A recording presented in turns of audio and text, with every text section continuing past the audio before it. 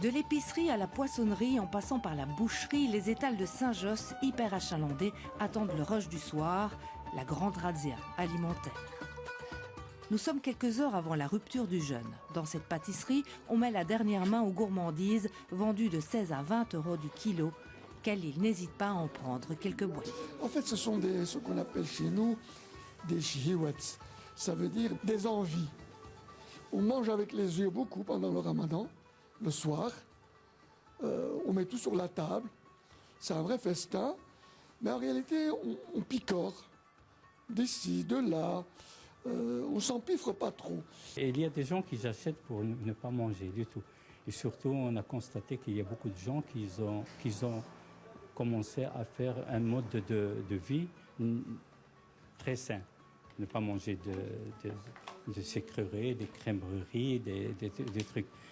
Proportionnellement, vous faites 10%, 15%, 30% de plus ? Oui, même 50% de plus. Certains consommateurs confirment qu'ils dépensent effectivement beaucoup plus. Je peux dire une augmentation de minimum de 50%. 20-25 euros en viande, en truc, ouais. Chaque jour ? Chaque jour, ouais. Les gens croient que pendant le mois de Ramadan, c'est une économie. Non, ce n'est pas une économie parce qu'à 22h, je bouffe. À 0h, je bouffe.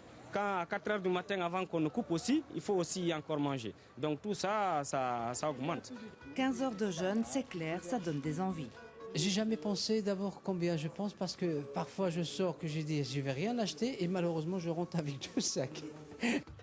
La tentation et la dépense ne sont pas généralisées. La preuve. Je dépense pas beaucoup. Pourquoi je dépense beaucoup? Il y en a qui dépensent beaucoup. Ah non, il y en a les mosquées qui donnent de la soupe gratuite. Hein. Et je vais chercher une soupe, je ne suis pas marié, je suis tranquille. Hein. Et c'est tout. Hein. Pourquoi je dépense 100 euros, 200 euros pour rien? Ça ne sert à rien. Et puis il y a la shadaka, la redistribution aux pauvres. Alors moi j'ai fait les gestes aussi. Tu vois. Ça c'est le vrai sens du Ramadan, ça? Oui, c'est normal, il faut partager. À des personnes nécessiteuses, en leur portant ça, par exemple, le petit château, ou ailleurs, ou le SAMU social.